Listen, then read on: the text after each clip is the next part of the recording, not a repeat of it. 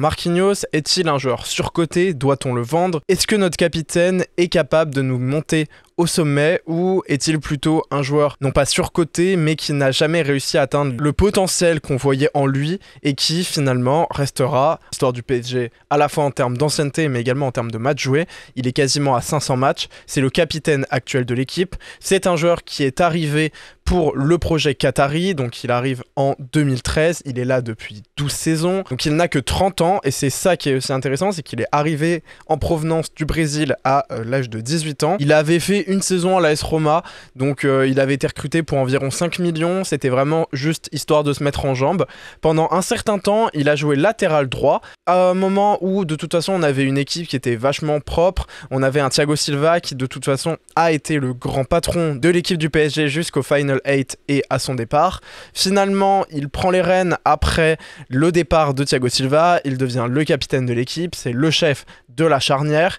Aujourd'hui, on voit qu'il est certes titulaire, certes capitaine, mais c'est rarement le meilleur joueur de la charnière et défensivement, c'est pas celui qui brille le plus. C'est un joueur qui, depuis quelques années, a des tendances à se blesser de manière assez régulière. C'est également un joueur qui, à l'image des anciens, a l'origine de quand même beaucoup de remontées et de faillites mentales. Il n'est pas forcément celui qui est le plus à blâmer, mais il est quand même à l'origine de mauvais coups.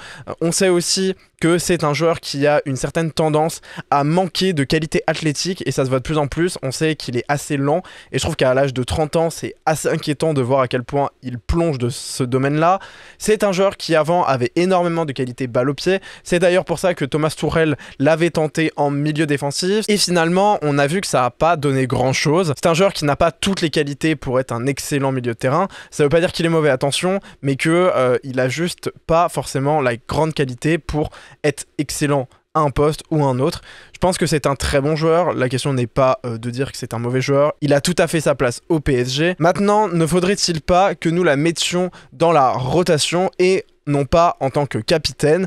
Franchement, la question se pose. Et la question se pose maintenant qu'on voit l'équipe qu'on a. On a des joueurs de grand talent. On a un Pacho qui, pour le peu d'argent qu'on a recruté de son côté, est hyper rugueux, a une qualité athlétique énorme. On a un joueur, on a des autres côtés, un Nuno Mendes qui a de grandes qualités offensives, mais un peu moins défensivement. On a Hakimi qui est hyper performant, qui a un coffre. Là, franchement, il n'y a rien à dire. Mais ça passe quand même souvent et de plus en plus du côté de Marquinhos. Avant, c'était un joueur qui était peu friable du point de vue de la passe, c'est-à-dire que c'était un joueur qui était assez régulier de ce point de vue-là. Aujourd'hui, on se rend compte que c'est un joueur qui a tendance à faire beaucoup d'erreurs. C'est un joueur qui était bon au marquage. Alors certes, athlétiquement, c'était pas le meilleur, hein. Il est assez petit pour un défenseur, mais malheureusement, le problème, c'est qu'avec le fait que physiquement, il soit en train de plonger, on se rend compte que sa taille est de plus en plus un problème, que sa vitesse, il n'arrive plus trop à la compenser par une excellente lecture du jeu, ce qui était vraiment sa qualité, et donc il est parfois perdu au marquage, il est parfois à l'origine de trous, ça a été le cas face à Aston Villa, mais il va à la faute de manière assez régulière et il a pas trop de quoi compenser cela, et malheureusement du point de vue de la relance, il est pas aussi excellent qu'un Beraldo par exemple, qui oui, Beraldo fait beaucoup d'erreurs aujourd'hui de déconcentration, là non plus c'est pas le joueur le plus rugueux,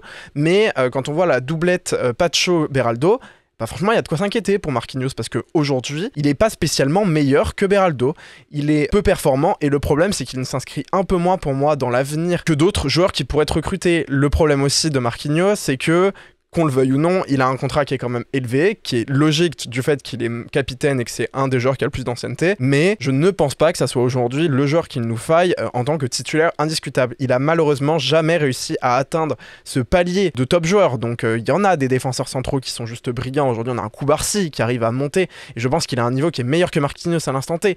On a des Ruben Dias, bref, on a un nombre de joueurs qui arrivent à prouver que c'est des top joueurs capables de faire des interceptions de fou, un certain vice, mais même, on a des joueurs qui sont un peu moins rugueux mais qui sont super bons à la relance. Oui, Upamecano, on sait qu'il fait beaucoup d'erreurs, mais globalement quand il est présent et qu'il ne se trouve pas complètement, c'est un joueur incroyable. Et c'est un peu le problème de Marquinhos, c'est que parfois il donne l'impression d'être un peu un yaourt nature, mais pas non plus le yaourt nature hyper rugueux comme un Konaté qui lui par contre il a des qualités athlétiques qui sont réelles, et ça c'est quelque chose qui ferait super plaisir. Un Pacho Konaté, moi je rêve de ce genre de doublette, ou même un Beraldo Konaté avec un Beraldo Pacho, enfin en gros on aurait de quoi tourner. Ça va peut-être être un peu tranchant et et je pense pas que ça soit spécialement une opinion populaire, mais moi je pense que on doit soit se séparer de Marquinhos, il a encore une valeur transfert de presque 50 millions, je pense qu'on pourrait en tirer un certain bénéfice, ou alors on le met dans la rotation, on se sépare d'autres défenseurs peut-être un peu moins performants. Aujourd'hui on sait que Kimpembe, bon, c'est pas du tout une solution d'avenir, et peut-être qu'il serait pertinent de ce point de vue-là. On sait également qu'un Marquinhos,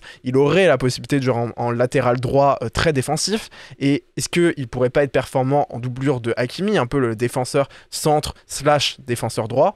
Bah franchement c'est une solution que j'envisage et je pense que c'est même quelque chose à creuser du côté du PSG, mais oui, et je sais que c'est un peu triste parce que moi en tant qu'humain j'adore ce joueur, c'est un peu une des images du club, c'est aussi devenu l'image de la défaite, de la lose. Il fait plus que l'incarner dans le côté ancienneté, culture de l'époque, il montre aussi des faillites mentales qui sont inquiétantes du point de vue purement du joueur cette fois-ci et non pas juste du côté culture de la loose. C'est un joueur qui, lorsqu'on a perdu avec Aston Villa, a donné une interview en se félicitant du fait qu'on était qualifié.